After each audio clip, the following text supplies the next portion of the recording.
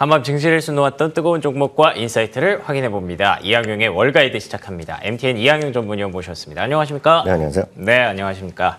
자, 오늘의 핫스탁 첫 번째 열어보겠습니다. 첫 번째 핫스탁은 마이크로소프트입니다. 오픈빨 끝났니? 그러니까 온 세상이 챗GPT에 열광하게 된 게 한 6개월 남짓 된 것 같은데 6월에 월간 트래픽이 처음으로 감소를 했다고 합니다. 물론 뭐 이거 한 달 가지고 일반화하기는 어렵죠. 모건 스탠리에서는 오히려 목표가를 415달러까지 인상하기도 했고요. 조정작 속에서도 빛났던 두 개의 종목 중에 하나였습니다.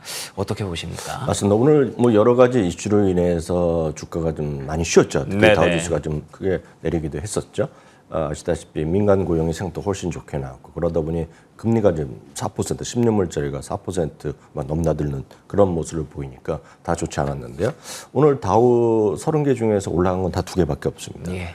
1위, 2위 두 개만 올라왔고요. 그렇죠. 사실 S&P 500개 중에서도 한 80여 개 올랐거든요. 나머지 400여 개가 떨어졌기 때문에 전반적인 분위기는 좋지 않았습니다. 어제도 말씀드렸다시피 웨드부시의 데나이브스는 이거 이제 AI를 기반으로 이제 내년이면 바로 3조 달러 갈 수 있다 얘기하는 겁니다. 참고적으로 이 가격, 마이크로소프트가 지금 3조 달러를 가기 위해서는 400달러만 조금 넘으면 되거든요. 예. 그러니까 그런 흐름을 먼저 보셔야 되겠습니다. 모건 스탠리도 오늘 비슷한 얘기를 하고 있는데요. 333달러에서 415달러 꽤 많이 올려놨고요. 네. 이거는 월가에서 두 번째 목표치 높은 겁니다. 그렇군요. 420달러를 크레딧 스위스에서 지난달에 한 적이 있는데요. 그 이후에 두 번째로 높은 그런 상당히 높이 올랐고요. 역시 기본 생각은 똑같습니다. 결국 AI가 본격적으로 이제 매출을 일으키면서 네네. 한 단계 레벨업을 할 수 있고 조금이라도 어찌됐건 빙에 대한 검색 점유율은 올라갈 수 있고 말씀드렸다시피 마이크로소프트 365에 소위 챗GPT가 본격 장착되면서 그 서비스 요금을 조금이라도 더 올리기 시작하면 많은 사람은 그만큼 당연히 그 금액을 올릴 거기 때문에 아마 거기서 아마 충분한 매출이 나오지 않을까라는 생각들을 하는 것 같아요. 그렇게 보는 사람들이 이제 마이크로소프트가 상당히 안정적일 수 있다라는 얘기를 하는 거죠. 네. 얘기하신 대로 실제로 보면 챗GPT의 사용 시간도 줄었고요. 전월 대비 줄어들었다는 겁니다.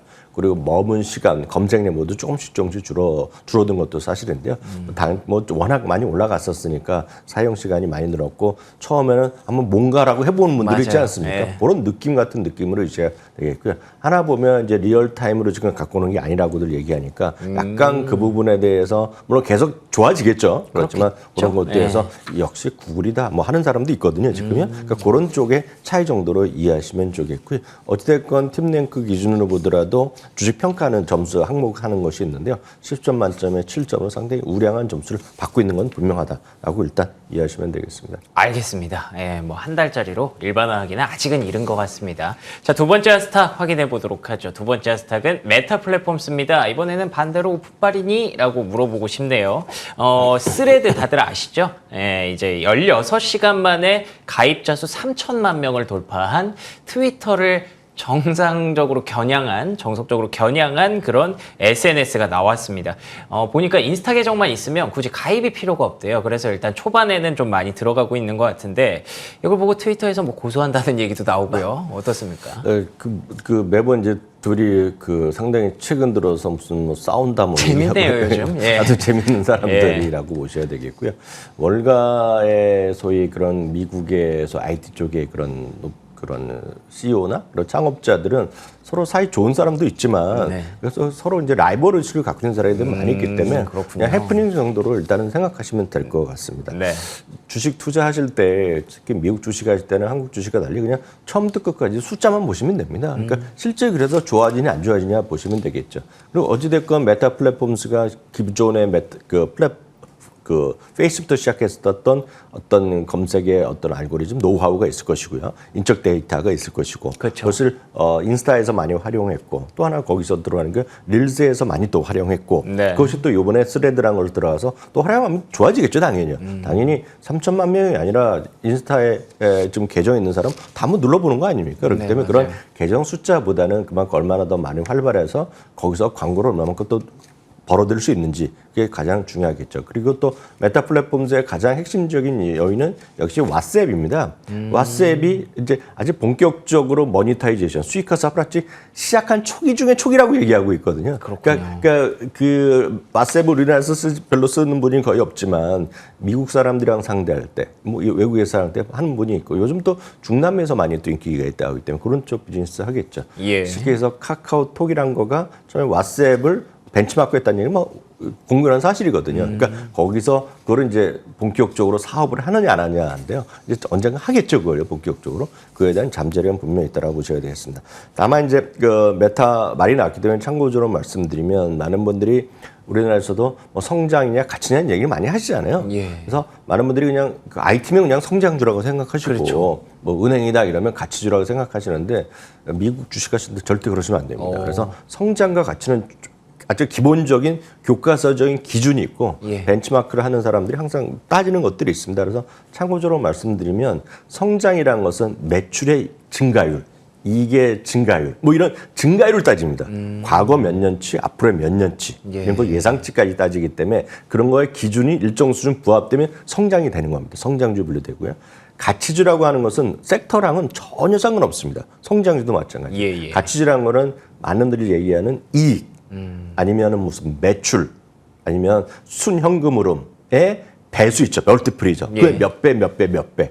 그 멀티플이 높냐 낮냐에 따라서 그것도 지수 대비 상대 섹터 대비 낮냐 높냐 갖고 위에 있으면 가치주가 아니고 그 평균 이하거나 그러면 가치주라고 얘기합니다. 그래서 가치주와 성장주를 무로 딱 뵐 수가 없습니다. 그래서 그렇겠죠. 상당히 많은 기업들은 성장주이기도 하고 가치주도 합니다. 왔다 갔다 하기도 네, 하고요. 그래서 예. 메타 플랫폼은 작년 주가 워낙 떨어졌을 때 계속해서 가치주였습니다. 그게 그랬죠. 언제까지 가치주였냐면 금년 4월, 5월까지도 가치주로 많이 분류됐었는데 지난주에 드디어 바뀌었습니다. 지난주에 다시 가치주에서 빠지고 온전히 성장주로만 갔다는 거. 그래서 반대로 참고적으로 네. 그런 것들 이해를 하시고 투자하시면 재밌을 것 같습니다. 반대로 좀 주가가 좀 많이 올라갔다라는 생각도 드는데 이것도 뭐 해당이 되는 건가요? 많이 올랐죠. 많이 네. 올라오니까 밸류에이션이 높아졌죠. 그렇죠. 그러니까 가치주가 아닌 거죠, 이제. 네. 가치가 빠지고 뭐 매출은 계속 늘어나고 그러니까 이게 성장주로 다시 온전히 갔다. 그러니까 어떤 특정한 주식은 성장도 아니고 가치주도 아닐 수도 있습니다. 두 개 그렇군요. 딱 나눈 게 아니다라는 거 꼭 예. 염두에 두시면 좋겠습니다. 알겠습니다. 밸류에이션에 대해서 메타 플랫폼의 밸류에이션에 대해서도 다시 한번 생각하게 하는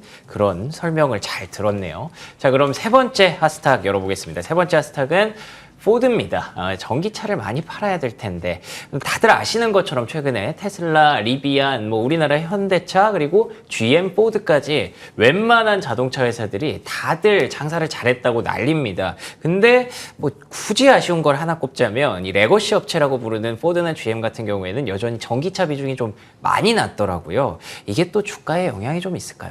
네, 결론적으로 보면 오늘 웨스파고에서 포드를 아예 매도하라고 투자를. 그래요? 네, 그래서 목표 주가 10달러입니다. 지금 15달러 정도 하지 않습니까? 오늘 현재요? 예. 10달러면 지금부터 한 50% 선물을 토막 떨어진다는 거 아닙니까? 예, 그래서 그러네요. 월가의 최저입니다. 다만 미리 말씀드리지만 전체적 의견은 중립에서 매수 쪽에 많이 몰려 있습니다. 그래서 네네. 이 의견은 소수 의견이라고 일단 먼저 좀 말씀드리기 때문에 너무 뭐 우려하실 필요는 없다라고 보셔야 그렇군요. 되겠는데요. 예. 이제 많은 사람 아까 말씀하신 거에다 하나 정도 추가해드리면 이제 그건 이 포드도 마찬가지, GM도 마찬가지지만 미국에는 가장 큰 노조가 아시다시피 자동차 노조거든요. 그래요? 그러니까 자동차 생산직 노조인데요. 그 노조가 2년마다 한 번씩 계약하는데 그거가 이제 9월 초 이제 지난 2년 전에 한 거 2021년 계약이 이제 끝난다는 겁니다. 그럼 이제 협상을 막 해야 되는데 그 당시에 지금 돼서 가장 큰 자리가 물가가 엄청 올라갔잖아요. 그러다니 임금 상승률이 나오는 거죠. 그래서 보통 10% 이상 요구할 거다 얘기하고 있고 그래서 상당히 이번에 험난한 노사 협상 기간이 있을 거다 그렇군요. 얘기하고 있고 그것이 잠재적인 악재가 될 가능성이 있다는 건 좀 먼저 말씀드리겠고요. 예. 또 하나는 전기차 분야인데요.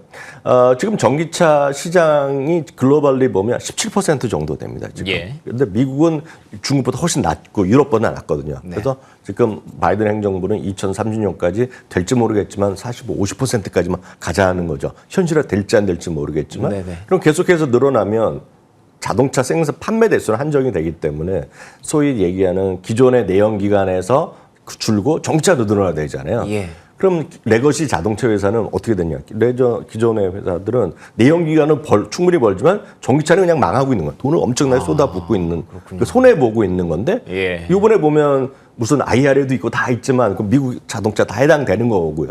실제로 가격 막 내리는 거 아닙니까 지금요? 예. 그럼 딴 친구들이 어제도 말씀드렸다지만 쫓아가기 쉽지 않은 판이 됐습니다. 예. 많은 분들이 물론 내년 미국 갈 때 보면 다른 자동차에서 막 들어오면 결국 테슬라의 점유율은 줄어들 수밖에 없죠 장기적으로. 누구나 그렇겠죠. 다 인정하는 네. 겁니다. 그래서 뱅크 오브 아메리카는 작년에 그 전기차 시장에서 미국에서 한 50% 뭐 약간 기준만 틀리지만 60%라고 보시면 됩니다. 작년에 네. 테슬라가 미국 내 전기차 점유율 1위가 예. 60%, 2위가 현대차였습니다. 예. 나머지 조금씩 있고 포드도 있고 GM도 있는데 그래서 이제 뱅크 오브 아메리카는 2025년이 되면 이게 17%로까지 확 줄다 그러면서 이제 부정적으로 보는 거거든요. 근데 올해 어떻게 됐냐면 지금 그림 보시면 올해요. 지금까지요. 딴 데가 다 줄어들었습니다. 그러네요. 그리고 테슬라가 74%. 저 이제 다시 말씀드리면 미국 얘기입니다. 미국. 예. 전 세계 이제 중국이 네. 많이 다르기 때문에 74로 60%에서 74%또 올라버린 겁니다. 지금요. 대단하네요. 그러니까 다른 데는 현실적 어렵죠. 물론 우리나라는 자동차 다 팔린다고 그러지만 지금 전기차는 지금 미국에서 안 되고 있는 거거든요. 지금요. 그러네요. 가격이 지금 IRA로 가격을 다 $7,000씩 할인해줘도 어떻게 버팁니까 지금 예. 우리나라 자동차에 대비해. 그러니까 그런 관점에서 팔란 의견도 있다라고 보셔야 되겠고 중요한 거는 현대차도 좋고 기아차도 좋고 포드 다 좋지만 지금 대세는 뭐다? 테슬라다. 예. 이건 분명하다라고 말씀드릴 수 있고 그런 관점에서 웰스파고든 포드를 아예 매도 의견까지 냈다는 정도 참고하시면 되겠습니다. 알겠습니다.